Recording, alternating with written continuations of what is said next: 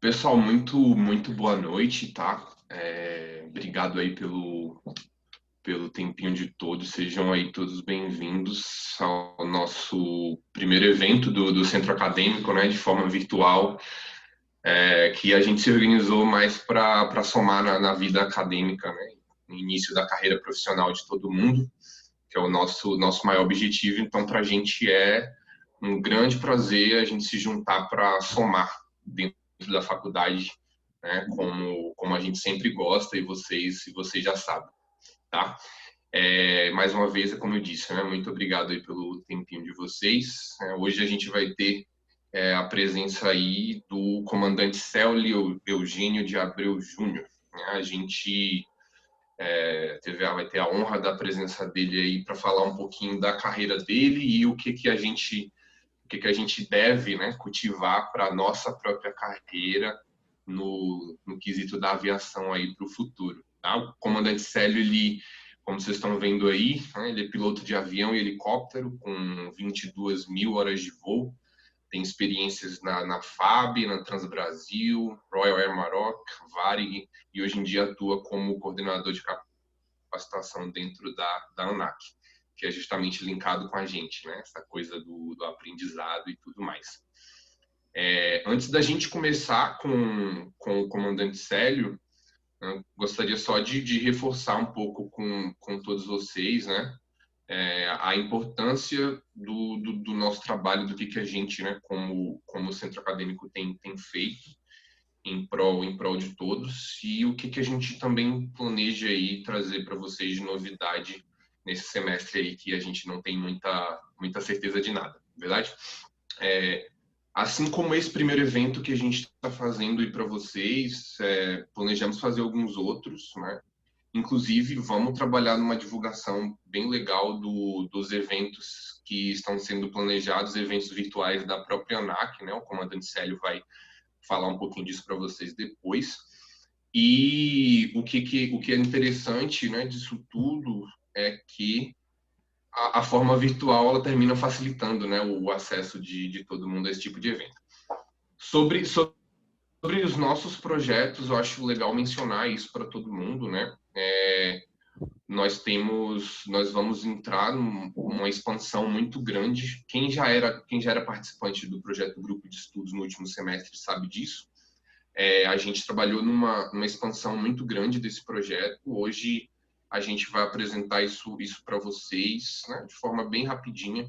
Depois vai sair um post no Instagram explicando mais sobre como vai ser as inscrições e tudo mais.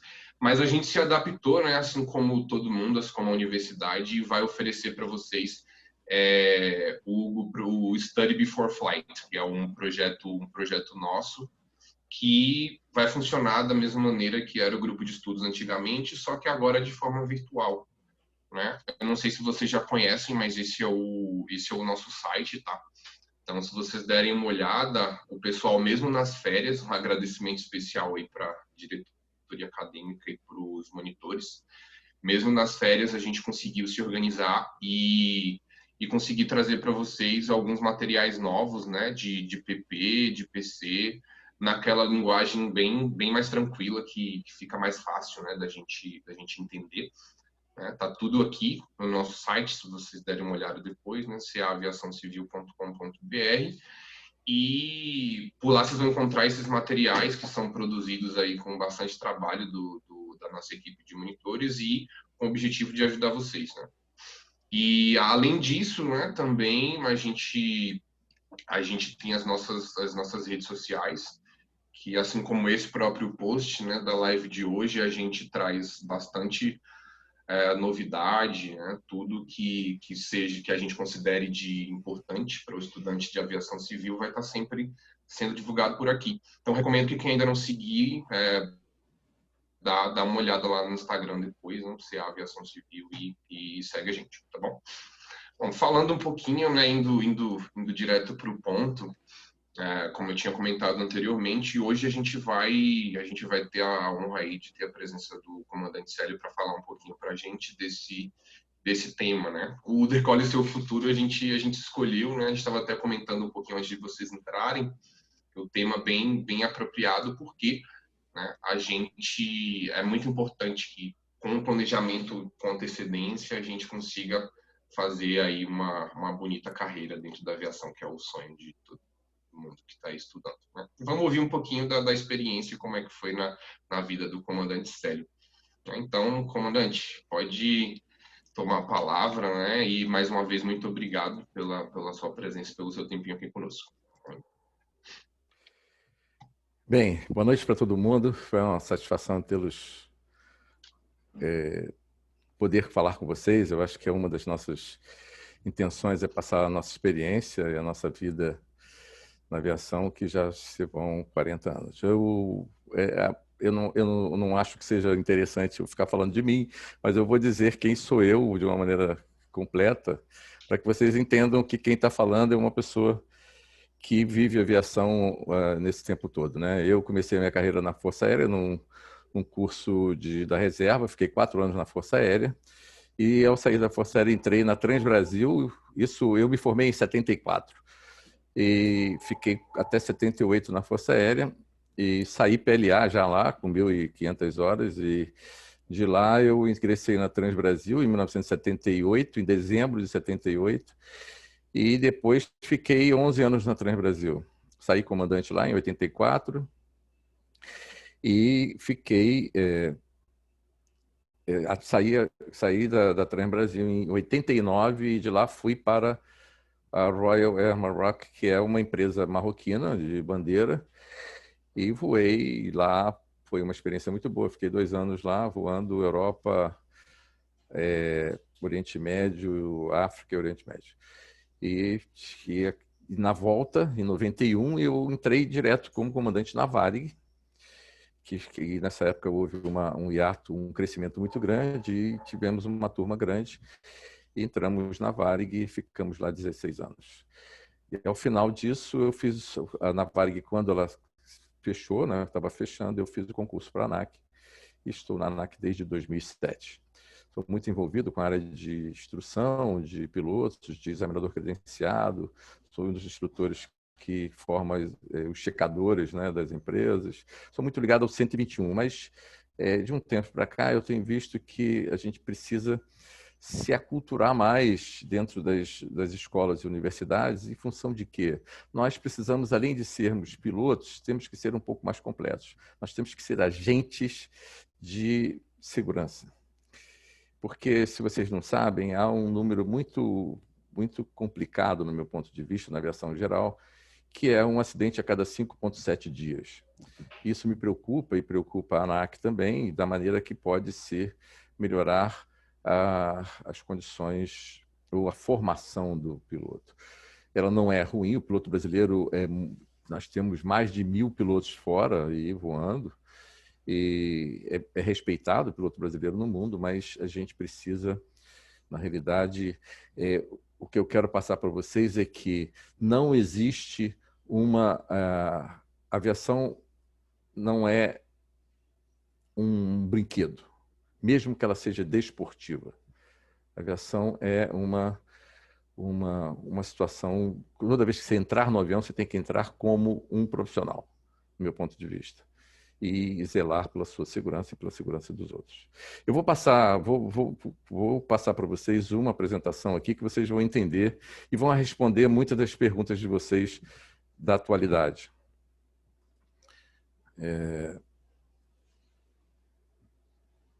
Bem, vamos lá. A gente vai tentar passar para vocês a visão, uma visão de um possível futuro, né? A partir de agora, com tudo aquilo que a gente está vivendo, né? Então, vamos lá. O objetivo, então, é que a gente faça um debate, né? Debater com a audiência o momento atual e o possível futuro para a indústria de aviação civil. O momento atual, nós temos o choque de realidade do momento, ele impressiona inclusive para aqueles que nunca passaram na vida por uma diversidade coletiva, né? Um mundo em dificuldade.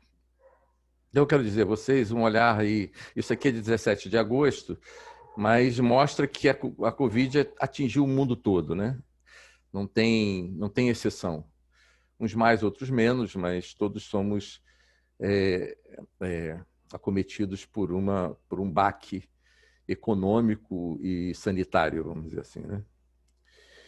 Vocês veem aqui o impacto do transporte aéreo no transporte de passageiros, o impacto da Covid no transporte de passageiros. Se a gente se concentrar aqui na América Latina, você vê que teve uma queda de 56%, 56% a 62%, menos de 77 a 85 milhões de passageiros transportados, e a lucratividade diminuiu 16 a 17 bilhões de dólares. Isso para falar da América Latina e Caribe. E aqui é o transporte doméstico, também ele foi bastante impactado. Aqui reduziu de 50% a 57%, 130 a 147 milhões foi a redução de passageiros transportados neste período, com um baque também de lucratividade entre 11 e 12 bilhões de dólares. E atingiu todos os segmentos aí da aviação, ou seja, o tráfego de passageiros, né, 53 a 59, em redução comparado a 2019, o tráfego nos aeroportos entre 50 acima de 50%, né, e o prejuízo de 97 bilhões aí em 2020 já. As airlines aí 54 declinaram de lucratividade em 54,7% por passageiro transportado. Isso são dados da IATA, da ICAO, e o turismo aqui também foi bastante impactado, né? Em torno de 910 a 1,17 bilhão de dólar, comparado ao que se arrecadou no ano de 2019, que foi 1,5 trilhão gerado, né? O comércio aqui tem também aí uma redução de 13% a 32%, né, comparado a 2019. E a economia global aí baixando o impacto em média, ao redor de 5%, 6%, e alguns até atingiram um pouco mais. Bem, mas qual foi a primeira resposta da indústria? O que nós fazemos na nossa casa? A primeira resposta da indústria foi a redução de custos. Então, não tem outra alternativa. Você teve que devolver avião, teve que reduzir o quadro de funcionários, teve que reduzir as linhas, né? Ou seja, você foi para o default para poder tentar resistir a todo esse impacto, né? Mas qual deveria ser a resposta da indústria de aviação, no meu ponto de vista? Agora, é uma opinião pessoal do que eu estudo. Ajustar o modelo de negócio. O modelo de negócio, se você falar de capital, risco e oportunidade e timing, né? Você vê, hoje o modelo de negócio vai ter que mudar para ter uma reserva de capital de giro maior do que eles têm hoje. O capital de giro no negócio, ele na realidade fica em dias, né? Ninguém coloca capital de giro guardado para ter um longo prazo. Mas hoje você vai ter que pensar num montante de capital de giro maior para enfrentar, ou seja, vai ter que ter uma reserva para uma crise, como se fosse um seguro, né? Isso vai mudar o modelo de negócio. 2, análise de risco em outras esferas que possam afetar o negócio. Essa crise foi da aviação? Não, não foi da aviação. Foi uma crise sanitária. E isso vai fazer que o negócio mude o foco da sua gestão de risco. Eu não estou hoje pensando nos riscos somente aqueles do transporte aéreo, porque é uma atividade de risco. Eu hoje tenho que pensar nos riscos que os outros podem trazer para a minha atividade, né? Então, você tem que mudar. Eu vou mostrar a vocês já, um pouco à frente aí, num vídeo rápido, o que é pensar no risco de uma outra maneira. E as oportunidades, ou seja, o timing, você vai ter que pensar em soluções para vários cenários, para quando eles acontecerem, você não ter que pensar muito, você não ter que se ajustar muito à situação. Porque ele é, no meu ponto de vista, previsível. E vocês vão ver agora que essa pandemia era previsível. E isso é uma ação de predição e de resiliência, de saber como você vai resistir a uma situação adversa para retornar à normalidade. Então, vamos ver aqui. Quando falamos em predição, somos forçados, eu sou forçado a me reportar ao discurso histórico do Bill Gates no TED Talk de 2015. Vou botar esse vídeo para vocês, repare o que ele falou em 2015. O vídeo é longo e eu vou parar com 3 minutos e 20 segundos, ok? Então, vamos lá.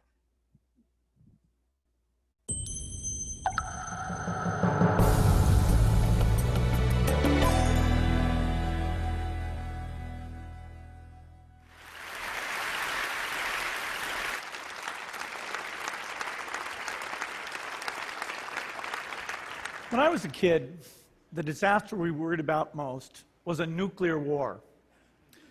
That's why we had a barrel like this down in our basement filled with cans of food and water. When the nuclear attack came, we were supposed to go downstairs, hunker down, and eat out of that barrel. Today, the greatest risk of global catastrophe doesn't look like this. Instead, it looks like this.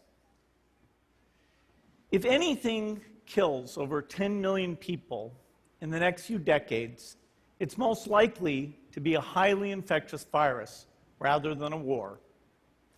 Not missiles, but microbes.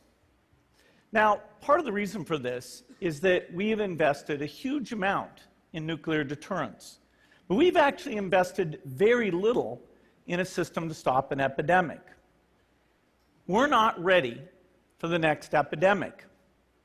Let's look at Ebola. I'm sure all of you read about it in the newspaper. Lots of tough challenges. I followed it carefully through the case analysis tools we use to track polio eradication. And as you look at what went on, the problem wasn't that there was a system that didn't work well enough. The problem was that we didn't have a system at all. In fact, there are some pretty obvious key missing pieces. We didn't have a group of epidemiologists ready to go who would have gone, seen what the disease was, see how far it had spread. The case reports came in on paper. It was very delayed before they were put online, and they were extremely inaccurate. We didn't have a medical team ready to go. We didn't have a way of preparing people. Now, Médecins Sans Frontières did a great job orchestrating volunteers, but even so, we were far slower than we should have been getting the thousands of workers into these countries. And a large epidemic would require us to have hundreds of thousands of workers. There was no one there to look at treatment approaches, no one to look at the diagnostics, no one to figure out what tools should be used. As an example, we could have taken the blood of survivors, processed it, and put that plasma back in people to protect them. But that was never tried. So there was a lot that was missing, and these things are really a global failure. The WHO is funded to monitor epidemics, but not to do these things I talked about. Now, in the movies, it's quite different. There's a group of handsome epidemiologists ready to go. They move in, they save the day, but that's just pure Hollywood. Bem, o que ele está falando, vou interromper aqui, o que nos interessa é isso aqui que ele falou. Quando eu era criança, o desastre mais que temíamos era uma guerra nuclear. Hoje, o maior risco de catástrofe global não se parece com uma bomba, mas sim com um vírus. Investimos muito em armas nucleares, mas bem pouco em um sistema para barrar uma epidemia. Não estamos preparados atualmente, não estamos preparados. Atualmente, o maior risco para uma catástrofe global está em um vírus altamente infeccioso, não em uma guerra. Se algo matar 10 milhões de pessoas nas próximas décadas, serão micróbios, não mísseis. Disse Bill Gates em 2015. Então, o que eu quero chamar a atenção de vocês é que tudo é previsível, por incrível que pareça. Eu, afinal, vou mostrar a vocês que existe um livro chamado Predictable Surprise. E esse livro leva a nossa mente a pensar em predição. Isso se chama, então, predição. Pois, você está preparado, então? Estamos preparados para isso? Temos que pensar preditivamente, né? Olha essa frase. The huge human flaw is never being prepared to fall. Ou seja, o maior erro humano é nunca estar preparado para a falha. E a gente tem que preparar, porque a vida não é só coisas que dão certo. Este preparo nos leva à resiliência. E a resiliência é a capacidade de lidar mental e emocionalmente com uma crise para retornar com celeridade ao estado normal, de normalidade anterior a ela. A resiliência está presente quando os processos mentais e os comportamentos levam o indivíduo ao uso de ativos e recursos pessoais para se proteger dos potenciais efeitos negativos dos agentes estressores. Bem, e quais são os destinos que estamos decolando? Para onde estamos decolando nesse momento, né? Frente a todo esse cenário que foi apresentado? Bem, tenho uma opinião que eu gostaria de compartilhar com vocês, é de um diretor da Oxford Economics. Trata-se de mais um choque temporário com impactos negativos menos significativos e duradouros para a economia do que a crise financeira global de 2008, segundo ele. Não é somente o caso de você se manter distante para não pegar o vírus, mas é aquilo que você fará depois, incluindo a utilização do dinheiro que está guardado, que não ficará lá para sempre. É mais provável que seja gasto no futuro, a menos que algo mude dramaticamente. Com base em episódios passados de surtos de enfermidades ou de desastres naturais, sabe-se que, tipicamente, os gastos opcionais retornam no momento futuro. Mesmo que a crise do coronavírus resulte numa implosão profunda em termos de produção, as chances de sair desta recessão mais cedo do que mais tarde são muito melhores do que na crise econômica global. Aqui tem a referência, um diretor da Monaco Pesquisa. Então, ele diz por que foi pior? Porque na outra quebraram os bancos. Hoje os bancos não estão quebrados. Aquele que pode financiar, aquele que pode ajudar a sair, não está quebrado. A importância da indústria da aviação para o mundo. Isso é importante que vocês vejam para ver a magnitude da aviação e da preocupação que as pessoas têm de resgatar ou de salvar a indústria de aviação, né? Segundo a OACI, né, a Organização de Aviação Civil Internacional, a indústria de transporte aéreo gera um total de 29 milhões de empregos em todo o mundo. São 5 milhões de empregos diretos. As companhias aéreas e a indústria aeroportuária empregam diretamente 4,3 milhões de pessoas em todo o mundo. O setor aeroespacial civil, aqueles que ajudam na fabricação de sistemas de aeronaves, fuselagem e motores, emprega 730 mil pessoas, isso empregos diretos, né, que já estamos falando. São 5,8 milhões de empregos indiretos, por meio de compras de bens e serviços de empresas em sua cadeia produtiva. São 2,7 milhões de empregos induzidos por meio de gastos por funcionários da indústria e 15,5 milhões de empregos diretos e indiretos por meio do impacto catalítico. O que é isso? Um aumento da velocidade de reação das pessoas e do transporte aéreo também sobre o turismo. Ou seja, a capacidade de reação do transporte aéreo tem um impacto muito grande, especialmente sobre o turismo, para acelerá-lo, né? Cerca de 6,7 milhões de empregos diretos no turismo são sustentados pelos gastos de visitantes internacionais que chegam por meio do transporte aéreo. Como uma empresa de capital intensivo, a produtividade por trabalhador da indústria de transporte aéreo é muito alta, representando 3,5 vezes a média de outros setores. E sabemos que não há bola de cristal, né, para se adivinhar o futuro. Mas, apesar disso, com foco na experiência, o que podemos afirmar sobre essa indústria?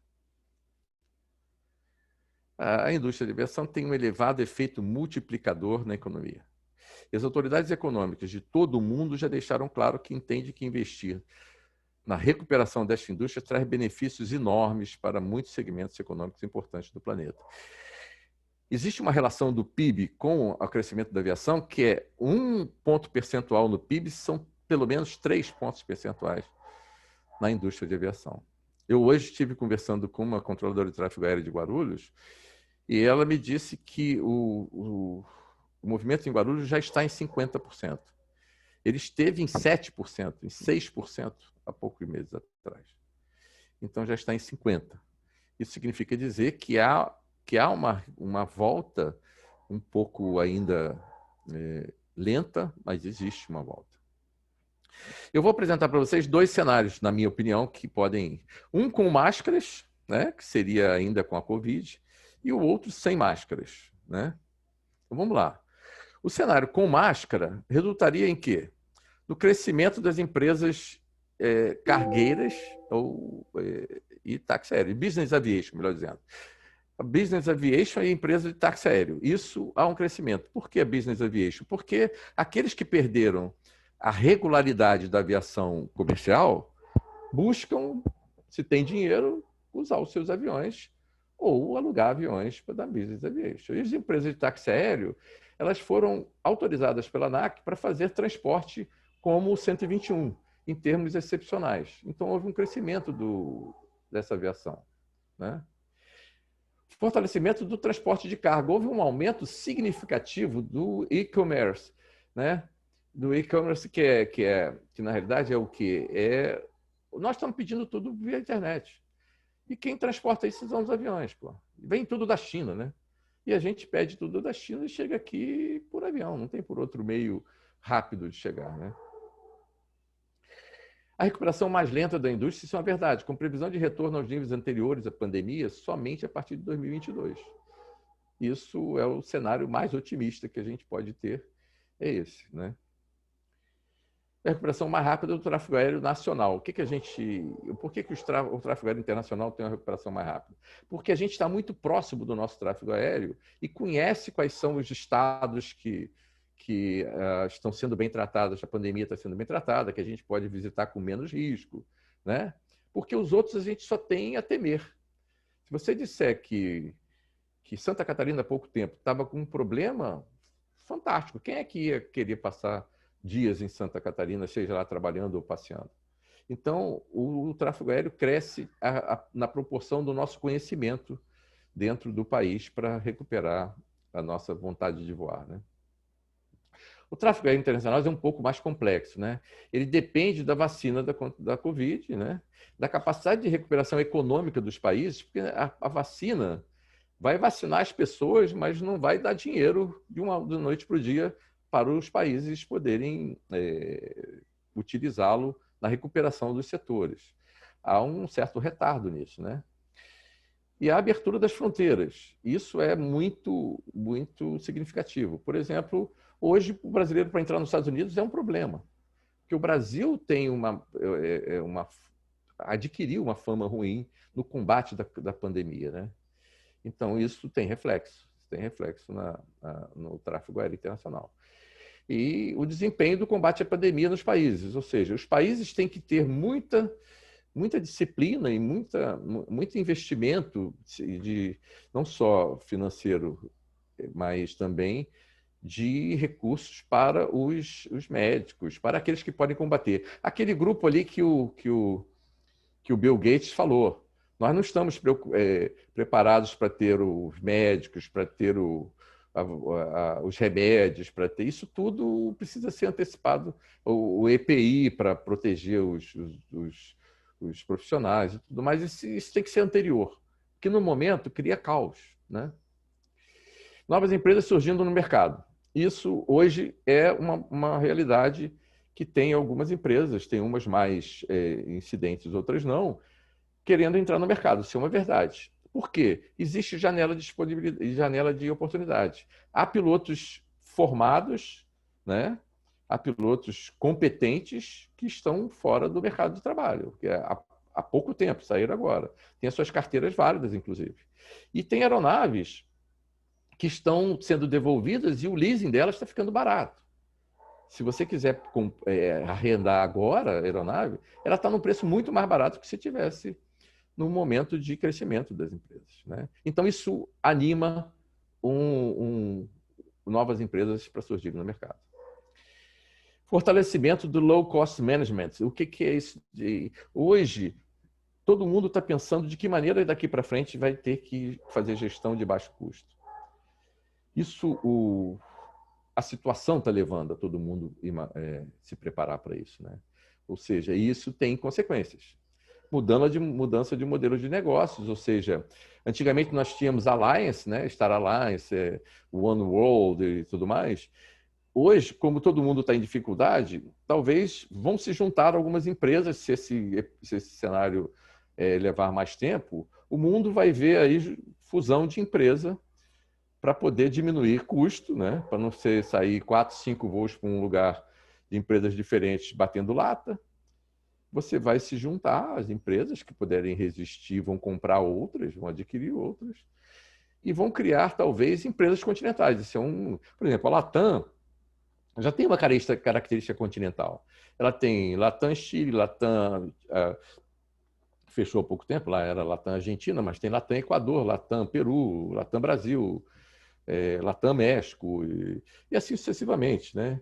E isso o que faz? Se você conseguir dividir ou interagir, ou ter autorização das autoridades de aviação civil para usar um avião certificado por uma autoridade, por uma tripulação de outro país, existe um nível de complexidade nisso em certificação, mas se você conseguir isso, você tem uma frota continental de aeronaves e pilotos que você reserva, por exemplo, sai um piloto aqui do Brasil, leva o avião para o Equador, por exemplo, e lá pega uma tripulação do Equador e leva para o outro lado o mesmo avião. E isso otimiza a frota, né? É uma maneira de se otimizar a frota. Mas também, como eu falei aqui, vai ter um maior número de fusões ou aquisições de empresas, né? A promoção dos preços das passagens será muito grande, mas terá que ter gente para comprar, né?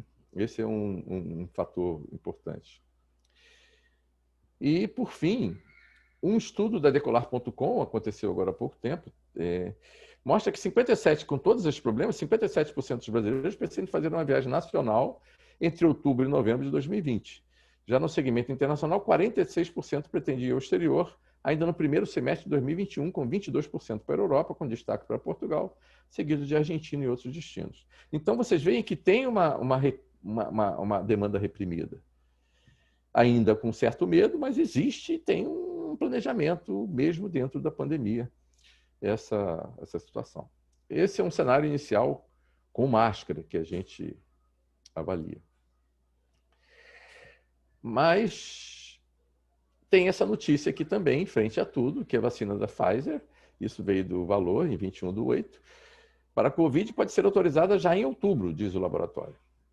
Se autorizadas, as empresas do setor planejam fornecer 100 milhões de doses em todo o mundo até o final de 2020 e mais de 1,3 bilhão de doses em 2021. Aqui está o site do Valor que falou isso. E para isso a gente vai para esse cenário sem máscara, vindo aí com o quê? Com uma descoberta da vacina e uma vacinação mais célere. Isso faria a reestruturação das frotas de aeronaves das empresas e o reordenamento do quadro funcional, incluindo os tripulantes para responder à velocidade de recuperação da indústria.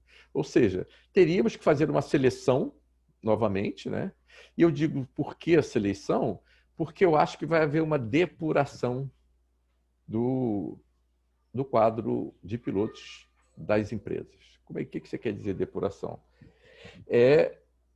Aí isso é um alerta até para vocês em dizer o seguinte: existem pilotos que se estagnaram na sua preparação e no seu estudo e outros que avançaram muito.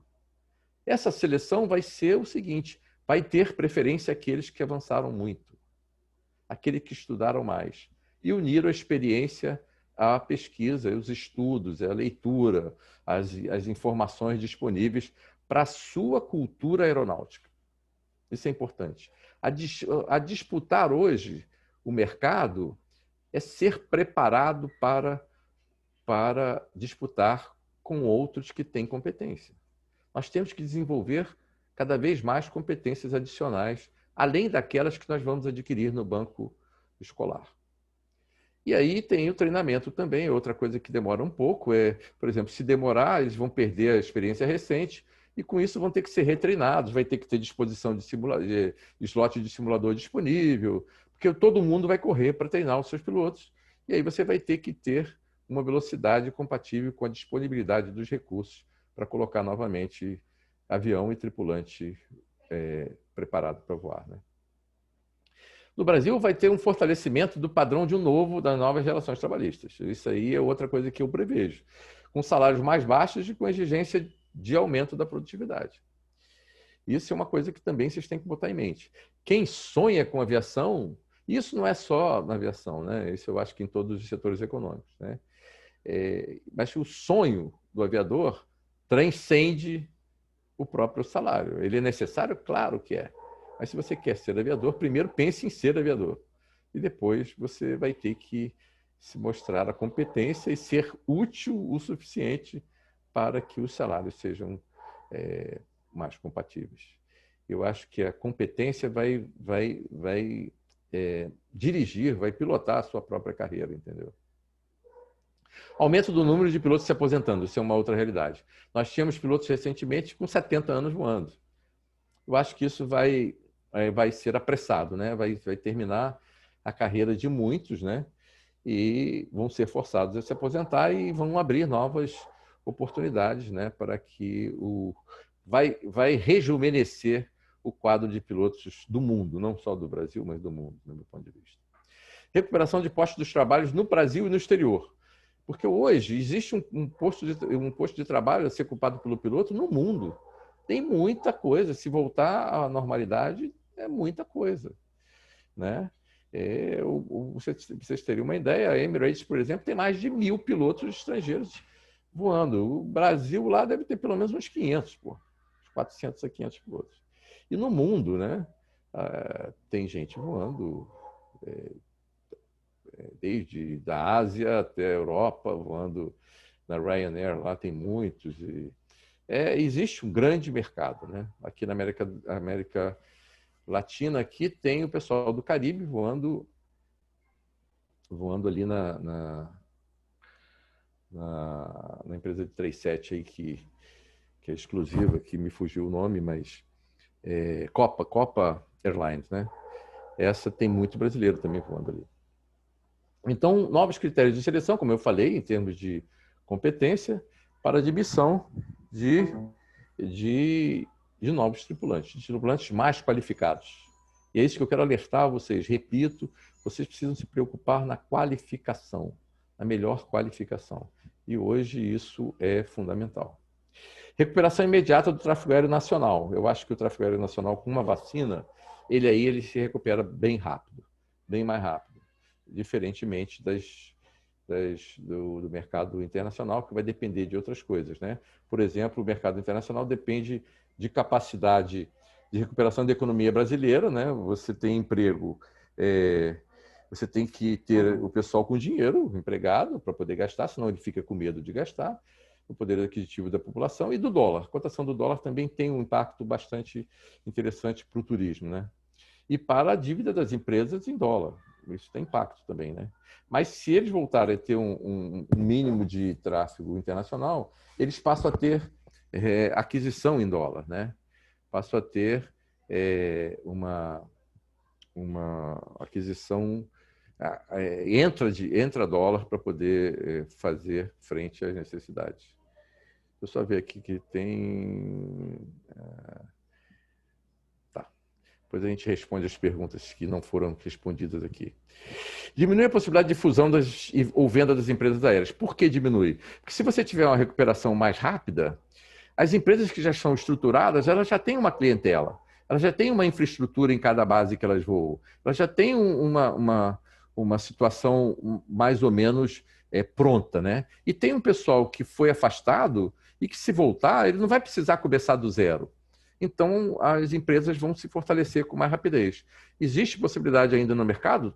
Sim, existirão possibilidades. Mas eles vão ter que treinar e gastar mais dinheiro do que gastariam agora, pegando tripulantes preparados e funcionários preparados, né?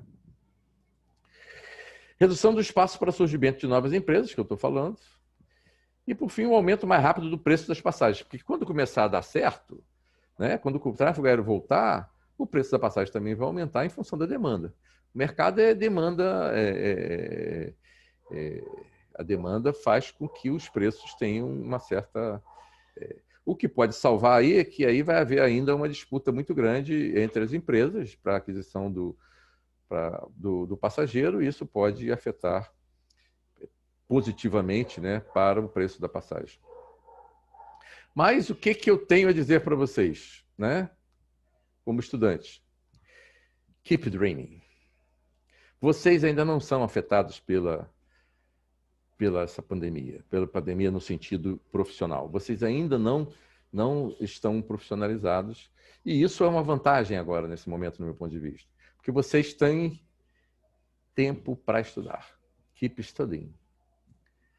Never stop learning. Eu acho que esse é o diferencial. Vocês vão poder continuar estudando no momento em que muita gente está com dificuldade de fazê-lo. E vocês têm que estudar aviação. Estudar além desse currículo, do currículo que a faculdade lhes dá, né? Eu acho que, porque existem matérias eletivas, isso é uma coisa até que a gente pode ajudar. Eu tenho a pretensão, conversando aí com o centro acadêmico de vocês, eu, por exemplo, tenho uma palestra e uma aula que eu dou sobre CRM, por exemplo, que eu lido com CRM desde 1986, quando eu estava na Transbrasil. Então, na verdade, eu acho uma oportunidade de vocês conhecerem a história do CRM, por exemplo. Eu acho que a gente pode contribuir para vocês conhecerem um pouco mais dessa história, porque os mais novos não conhecem a história do CRM, que começou lá atrás, muitos não eram nem nascidos, talvez. Mas tudo bem, vamos lá, mantenha-se estudando, esse é o grande... E eu vou dizer a vocês por que eu estou falando isso. A aviação já foi complicada. Hoje ela é extremamente complexa. E eu vou dar um exemplo para vocês.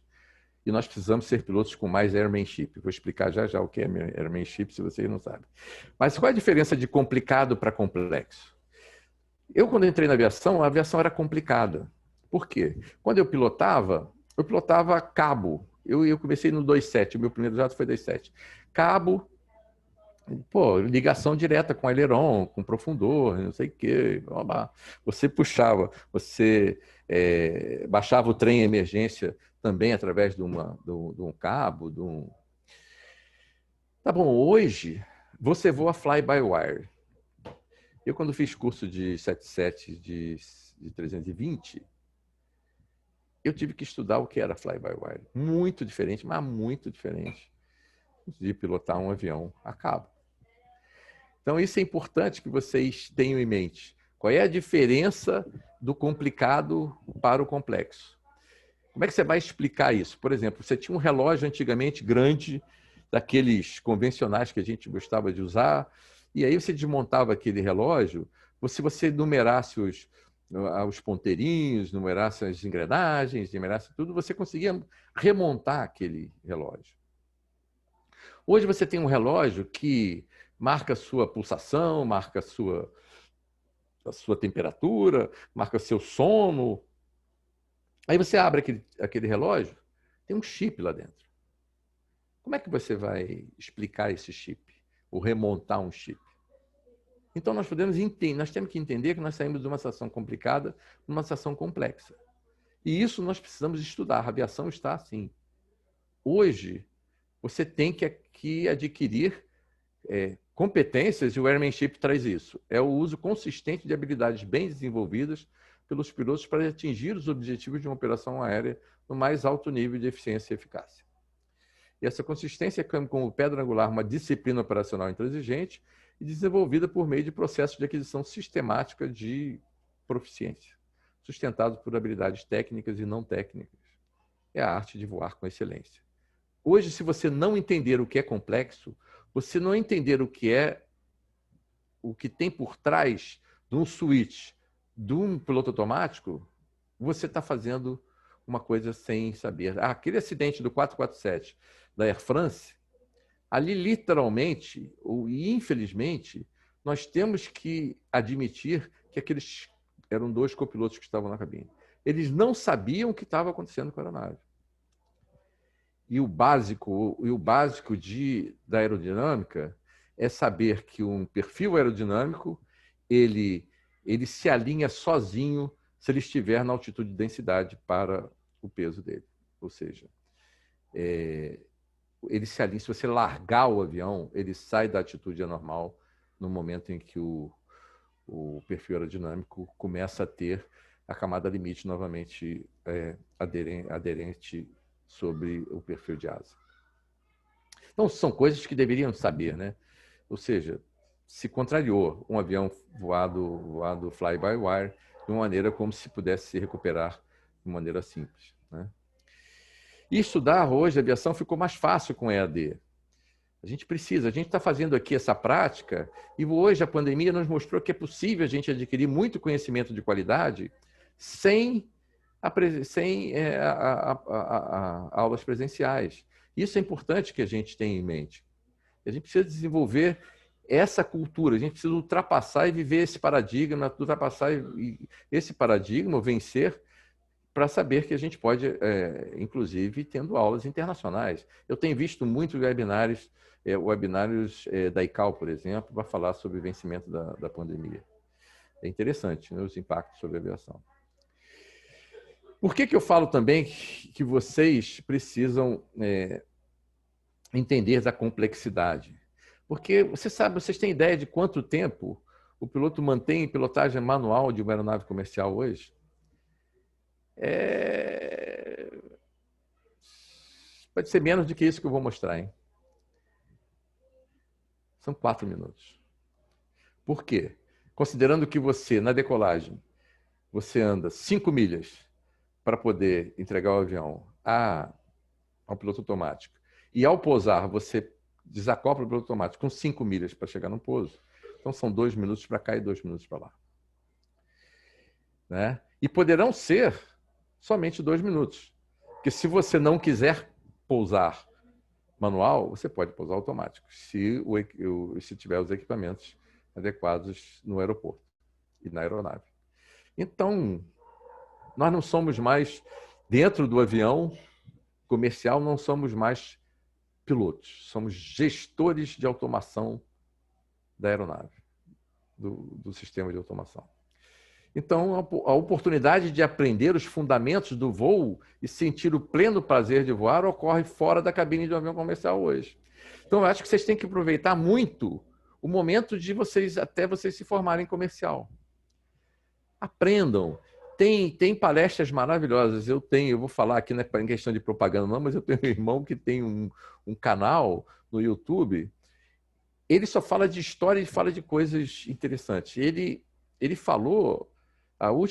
eu vi ontem uma live que ele fez, ele falou com alunos da faculdade de Minas Gerais, Faculdade Federal de Minas, que constroem avião de competição. Pô, mais uma linda aquela live. E jovens envolvidos com isso, sabe? Não só engenheiros, mas tem um piloto que o rapaz foi até meu colega da Varig, que fez o... E eles bateram vários recordes. E saiu no mundo todo, vários recordes com avião de competição. Então, o que eu quero dizer a vocês é que o prazer de voar, nós tivemos no outro dia, eu tenho contemporâneos meus que são professores de acrobacia. Qual é a importância de vocês aprenderem o voo acrobático? Mas não é o voo acrobático sem segurança. Existe um nível de voo acrobático com segurança, que é com alguém que seja especialista nisso. Né? Eu tenho um colega, que é o comandante Fernando Paz de Barros, por exemplo, que hoje é instrutor de um centro de treinamento lá no Paraná. Ele é um dos mais antigos aí. Tem os meninos que participaram do Red Bull, inclusive, né? O Francis Barros é um deles, que é piloto da TAM, ou é piloto da TAM ainda. E tem vários. O Gunan, que é um aviador que meu irmão entrevistou ontem, e eles são treinados, eles são profissionais da acrobacia. E ter uma aula de acrobacia, você não precisa se especializar em acrobacia, mas você precisa entender qual é o comportamento de um avião de uma acrobacia para saber o que muda. Por exemplo, um avião na faca, a asa dele não é mais, o alerão dele não é mais o que estão na asa. Essas coisas que eu quero que vocês se despertem e busquem entender a aviação com um pouco mais de profundidade. Isso vai ajudar vocês ao treinamento que hoje tem na aviação comercial, que é o Upset Recover. recovering, né? Que você recupera de atitudes anormais. Tem que saber como é que aerodinamicamente o avião se comporta para isso. Vamos lá. Mas eu recomendo, então, seja mais que um piloto, você tem que ser um completo profissional de aviação. E ser completo, ou as escolas e faculdades não entregam um completo. Ele tem que ser um curioso, ele tem que ser interessado, ele tem que buscar os artigos, buscar os estudantes, os estudos, os cientistas que buscam aviação. Tem vários. Eu vou recomendar uns livros para vocês, mas eu conheci vários pesquisadores em aviação que tem, por exemplo, nos Estados Unidos, tem alguns que têm $20 milhões por ano para pesquisar em aviação. Vocês teriam uma ideia como eles produzem. Então, eles têm papers, têm muita coisa para ser disseminado, um nível de conhecimento muito grande para ser disseminado. Eu estou tentando fazer com vocês a predição da carreira de vocês. Isso é importante, né? Esse é um desejo. O novo profissional de aviação é esse que eu estou querendo mostrar a vocês. Eles têm que entender de safety, por exemplo. Eu agora estou estudando, vou mostrar a vocês no final do livro que eu estou estudando, os livros, né? Eles falam de Safety 2 hoje. O que é Safety 2? É para tratar isso que eu falei para vocês, da complexidade, né? Uma nova visão dos problemas existentes na aviação em termos de fatores humanos, né? Ou seja, nós precisamos saber quais são aquelas profissões de aviação que nos vão trazer cultura e que a gente pode até começar a aviação por elas. Eu posso querer ser um piloto e ter dificuldade inicialmente, eu vou trabalhar numa área de aviação que me dê condições de pagar as minhas horas, de prosseguir, de prosseguir com a minha cultura, me aculturando, né? E eu quero fazer aqui, alertar vocês, a partir de segunda-feira, a ANAC estará fazendo vários webinários durante 2 semanas para só falar de profissionais de aviação. Só para falar de profissões de aviação. Vamos conversar, as primeiras conversas serão com os pilotos-chefes das empresas, das grandes empresas. Depois vamos falar com pilotos que estão no exterior, falar com pilotos de offshore, vamos falar com pilotos de executiva, vamos falar de um comandante que já deu até palestra para vocês, que é filho de um amigo meu, que é o mais novo piloto de Airbus 301, um dos mais novos pilotos de Airbus 380 no mundo, né? Que falei com ele hoje, novamente. Vamos falar de mulheres na aviação, se há mulheres estudando com vocês aí para elas se estimularem, não só pilotos, mas vamos falar de controladoras de voo, vamos falar de engenheiro aeronáutica, vamos falar de técnica de manutenção, vamos falar de comissários, vamos falar de DOVs, vamos falar de escalador de tripulantes, vamos falar de uma série vamos falar de um piloto brasileiro que trabalha num centro de treinamento da Airbus, vamos conversar com ele. Ou seja, quais são as oportunidades de emprego? Me fizeram uma pergunta agora aqui se é Safety 1 e Safety 2, é verdade, é Safety 1 e Safety 2. Ou seja, o livro é esse que eu estou estudando. Então, isso eu quero que vocês entendam que vocês têm que ser agentes de segurança. Vocês têm que ser agentes de safety, porque a aviação, o que move a aviação é vender o intangível. Você vai, ao pegar um avião e decolar, você está dizendo que você não vai cair na cabeça de ninguém. Que você vai ter uma condução da aeronave muito segura. Para você vender isso, você tem que se preparar. Essa semana agora, caiu um avião aí, eu não sei bem onde foi, a gente recebe aqui, que eu trabalho com safety há muitos anos também, a gente recebe os acidentes sempre, né? E aí tinha um cara dizendo que o dono do avião resolveu pegar um menino que chegou lá como copiloto, sem experiência nenhuma no próprio avião, e mandou ele voar, fazer voos como comandante. Ele promoveu o cara e o cara aceitou essa situação. Não aceitem aquilo que vocês não têm competência para fazer. A competência vai ser adquirida, vocês têm tudo no seu tempo. Isso que eu quero alertar vocês. A aviação é safety. E quando você estiver incorporado do safety, você vai conseguir equilibrar safety com produtividade. Ou seja, vai equilibrar a segurança de voo com a gestão de risco, que é outra coisa que vocês têm que estudar muito mais profundamente. essa atividade é risco gerenciado. Não tem risco zero na aviação, mas ele é gerenciável. Se você não consegue gerenciar esse risco, não decole a aeronave. Essa aqui é a grande questão. E quanto mais vocês estudarem gestão de risco, mais vocês vão entender quais são os indicadores que vocês vão ter para poder decidir se vão decolar ou não como aeronave. Eu estou chegando ao fim aqui já para a gente começar. E as mensagens finais que eu tenho para vocês é o seguinte: o meio acadêmico possui o ambiente adequado para a valorização da pesquisa e disseminação do conhecimento. E vocês, como estudantes, são parte desse processo. Vocês têm que entender que aí, na academia, é lugar de pesquisa e estudo. E isso hoje tem interação com o mundo. Tem interação com o mundo e vocês precisam buscar essa interação. O desenvolvimento geral e adaptação às inovações da aviação depende das melhores relações entre a autoridade de aviação civil, a academia, onde vocês estão, e a indústria de aviação em geral. A interação ajuda a evolução. Por fim, eu quero que vocês leiam aqui esta fala. Em aviação, a motivação de um jovem estudante como eu começa com a determinação e a ambição de sonhar em ser um profissional desta indústria que transporta esperança para as pessoas no mundo. E por isso, pode ser cultivado, e isso pode ser cultivado de várias maneiras. A que eu escolhi foi a de manter uma relação de amizade com um piloto, que era meu vizinho, que para mim carregava o fascínio de realizar o desejo de muitos ao comandar um avião.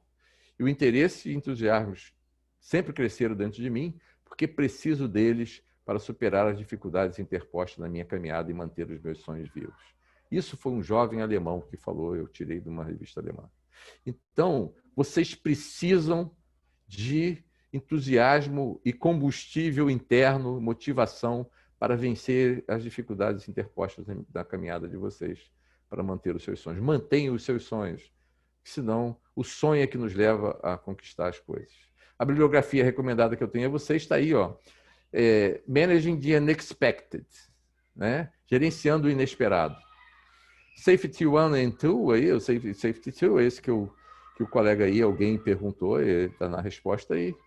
Esse aí também é muito bom, e eu fiz uma pós-graduação no ITA, meu trabalho foi em cima desse livro, que é Resilient Engineering, que é a questão da resiliência que eu estava falando para vocês. Esse professor aqui eu conheci, o David Woods, aqui no Brasil, numa conferência. Esse aqui é outro cara muito bom, eu conheci ele também aqui no Brasil, o Sidney Dekker, que fala em Safety Differently. É um outro cara bastante estudioso. E tem aqui um livro que eu gosto muito, chama-se Predictable Surprise. Esse livro mostra que me lembra lá o Bill Gates, quando ele falou que as coisas são previsíveis. Predictable Surprise disse que a FAA, antes de acontecer o 9/11, lá no World Trade Center, eles receberam 110 reportes de fragilidade na segurança dos aeroportos. Então, teve que acontecer aquela tragédia que eles começarem a fazer uma situação mais rigorosa, né, nas vistorias. Bem, essa é o que eu tenho a dizer a vocês nesse momento. Eu estou disponível para a gente bater mais um papo, eu acho que ainda tem meia hora aí. É a visão possível desse futuro, nesse momento, na minha opinião. Eu deixo aqui o meu e-mail para vocês e a própria pessoal do centro acadêmico de vocês tem os meus contatos, né? E eu agradeço aí a atenção de vocês e vou aqui eu vou sair vou parar de compartilhar só para vocês, para a gente ter olho a olho aí, porque é importante. Bem, isso, Ítalo. Tem aí a seleção dos... Não sei se fui claro naquilo que eu falei, né? Eu acho que as dúvidas são sempre existentes. Eu estou aqui à disposição para a gente discutir e responder aquilo que não foi respondido durante a live. Imagina, foi incrível, incrível, sério. Isso é desse tipo de coisa que eu costumo sempre dizer para o pessoal que a gente precisa, né, ouvir, porque é claro, né? Todo mundo que faz aviação não é um curso que é raramente as pessoas, não é um curso que você cai de paraquedas e, né, sempre tem aquela coisinha, aquele brilho nos olhos e enfim. E ouvir isso, toda essa experiência sua para a gente é sensacional. Tiveram algumas perguntinhas aí, além daquelas que eu já tinha te mandado, que o Tem pessoal fez com deixa eu só responder, antecedência, tem né? A uma grande aqui que maioria diz, foi respondida já. tem uma aqui que me Hum, perguntaram qual é o canal do meu irmão, chama-se sim, Hangar Garagem, Hangar Café, me desculpe, legal. Hangar Café, sabe? Tem outros muito bons Engar também, café. tem o Teaching for Free aí, que é de um amigo meu, Nossa, que é o Ronald Vanderput, que trabalhamos juntos no Safety da Varig e tudo mais. Mas diga lá, estou aqui, se tem sim, alguma sim. pergunta que eu não consegui Eu sigo responder. esse o Teach for Free, é bem legal também. Eu tenho uma pergunta do Abdel Ismaili, né? Que ele, um dos alunos aí do curso, e também faz parte da nossa equipe do CA. Ele perguntou, em toda a sua carreira na aviação, né? Você acha que essa pandemia foi o maior impacto que a aviação sofreu, né? Em todos esses anos da tua carreira? Foi o maior? Já teve alguma coisa parecida ou pior? O que você acha? Não, eu acho que foi o maior, sim. O maior em termos de abrangência, eu acho que não teve igual. Sinceramente, não teve igual, porque você não consegue sair. Nas outras crises, você conseguia sair, que eu quero dizer, eu não deixei de viajar nas crises de 2018. Eu diminuí o número eu diminui o número de dias que eu passei fora, né? Mas não deixei de viajar. É um exemplo, né? Você vê, eu estava no México certificando pilotos. Quando saiu aquela gripe, eu não lembro bem, que começou no México, e eu voltei para o Brasil, já estava na ANAC, fiz 10 dias de afastamento e fiquei normal. E ninguém comentou como está agora, não teve essa voracidade, né? Mas eu acredito que essa que foi a mais impactante, sem dúvida nenhuma.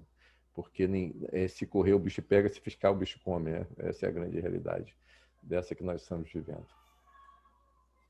Porque o contato das Sim, é pessoas, verdade, né? o contato das pessoas não pode ser feito. Esse é o problema mais sério, entendeu? Que o contato entre pessoas Sim. é complicado. Eu tive uma outra pergunta também do Lucas de Souza, né? Sobre mais a parte do mercado da parte de segurança, né? Do safety. Será que por causa da crise ela vai afetar mais a questão da higienização ou o mercado de safety você acha que vai ter alguma alteração ou uma mudança Não, significativa safety não na está segurança? ligado a essa higienização, porque o safety Sim. transcende isso. A higienização é uma questão sanitária, né? Você vai ter que ter outros protocolos para poder viajar e que não são exclusivamente de safety. Vai ser uma questão de saúde das pessoas. Você tem que proteger ou criar ambientes descontaminados para isso. Uma vantagem é que hoje isso será uma preocupação. Eu não sei quantos anos voamos com aviões que nunca foram desinfectados. Foram limpos, mas nunca foram desinfectados. Agora, nós somos obrigados a desinfectar o avião e mostrar à autoridade sanitária que você fez isso. Então, eu acho que ganhamos alguma coisa com a desinfecção dos aviões. Mas a questão da saúde é uma outra questão. E a questão de safety, volto a dizer, é a condução da gestão de risco. Hoje você tem que pensar, essa é uma das coisas que eu recomendo a vocês, é o curso de SGSO. Se inscrevam, se tiver a oportunidade, na ANAC, num curso de Sistema de Gerenciamento da Segurança Operacional. Porque isso hoje é que move. Tudo é gestão de risco. Cada segmento da aviação faz uma gestão de risco para você ter uma gestão sistêmica. Entendeu? E vocês têm que aprender isso, certamente, para poderem desenvolver pensamento de safety, até para se capacitarem a trabalhar num departamento de safety como profissionais. Sensacional. Teve uma que eu achei bastante interessante do Vinícius Moraes, né? qual que é a principal lacuna de conhecimento dos pilotos brasileiros, né? E como essa educação de qualidade pode chegar mais a gente como estudante? A iniciativa própria, ou enfim, o que você acha? 80% é iniciativa própria. Eu digo, além da academia, que eu quero dizer, né? 80% é iniciativa Sim. própria. Porque ninguém vai me fazer ler os livros que eu leio se eu não tiver motivação para isso. A ANAC não me manda fazer. A ANAC me oferece oportunidades. É diferente. Ela diz assim, pô, tem um curso aqui. Você quer fazer? Então, a motivação é sua. Onde é que tem cursos? Hoje tem muito curso grátis EAD. Pesquisem e vejam, porque eu acho que vocês precisam ter essa motivação. O profissional é você. As instituições, elas têm o cuidado de fazer gestão financeira. Ela não vai te dar um curso se não for necessário para a produtividade dentro da empresa dela. E isso é gestão financeira. Eles têm que optar, porque se eles começarem a fazer todos os cursos que todo mundo quer, eles não vão para a atividade fim dele. A atividade fim deles não é de escola. A atividade fim deles é preparar o pessoal deles para manter a proficiência e a segurança das operações aéreas. Quem tem que buscar preparo é você. E você que vai se tornar um profissional diferenciado. Então, 90% eu vou dizer que é interesse próprio para se capacitar. Interesse próprio, né? Mas é muito questionado também, né, aqui, especialmente aqui no Brasil, né? Quando a gente compara algumas coisas no quesito burocrático para a instrução, o Brasil, ele às vezes fica um pouco para trás. Eu não sei, acho que até a tua experiência na ANAC pode até esclarecer melhor isso, se mediante a situação agora das mudanças, se existe alguma coisa mais para frente que deixa eu te dizer uma coisa. Para desburocratizar o processo, enfim. Eu não tenho nenhum sentimento de vira-lata, se eu quero dizer a você. Nenhum. De dizer que o Brasil é pior do que os outros. Não é. Não é. Bote na cabeça de vocês, não é. Né? O Brasil tem inteligências sublimes, excelentes. Está cheio no exterior de pesquisador brasileiro com excelência, de excelência. Vacina, nós estamos falando da vacina da Covid. Um dos países que mais fornece cientistas para essa área é o Brasil. Então não dá. Eu vou te dizer a você o seguinte: voei no exterior 2 anos e tem muitos amigos que estão voando fora. Não devemos nada a piloto nenhum do mundo. Nenhum. Então, o nosso preparo, ele tem nível, mas nós temos que nos dedicarmos. Não existe aviação sem dedicação. Estudo. É step by step, cara. Vai acumulando esse nível de conhecimento porque você está se formando um profissional. E se formar um profissional não é uma coisa qualquer, é uma coisa com base em estudo. E a prática e o seu estudo, com o aumento da sua experiência, vai te levar à excelência, entendeu? Esse é o grande diferencial. É claro que, enquanto nós não temos experiência, nós não podemos fazer medições, comparações. Mas no momento em que a gente entrar para disputar alguma coisa ou para exercer uma profissão, você vai começar a aplicar o seu conhecimento, ou seja, vai ter uma questão cognitiva, que é aplicar o seu conhecimento de maneira correta, né? E vai fazer o tripé do conhecimento, habilidade e atitude, né? E esse conhecimento com a habilidade adquirida vai fazer com que você tenha atitudes de tomadas de decisões muito mais apuradas, muito mais qualificadas para que você consiga vencer as dificuldades que existem em qualquer tipo de profissão. Entendeu? Sensacional, sensacional. No mais, a gente gostaria só mesmo de agradecer. Eu vi que ficaram algumas perguntas aí sem responder, mas o Célio passou aí, né, o contato dele direto, né, no e-mail direitinho.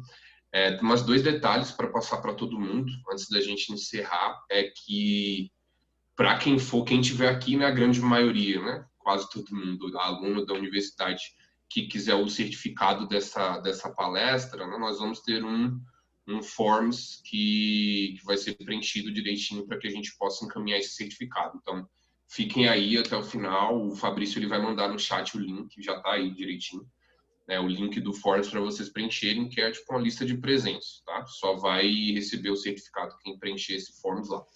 Uma outra coisa antes. No mais, como eu falei, a gente... sim.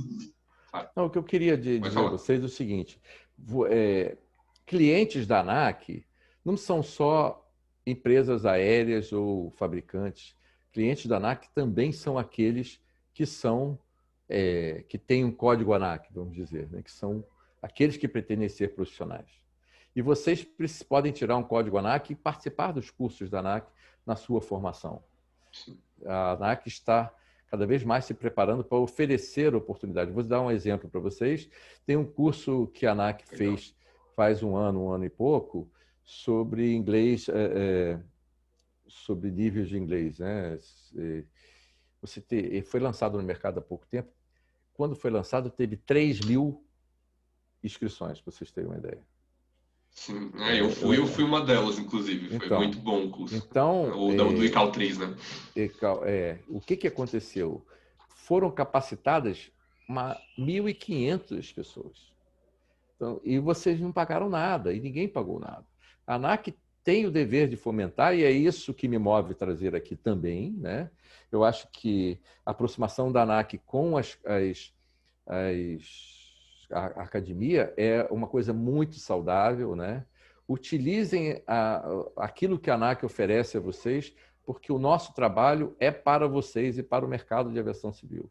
Nós nos preocupamos com o desenvolvimento e o aumento da qualidade do profissional e do sistema de uma maneira geral, entendeu?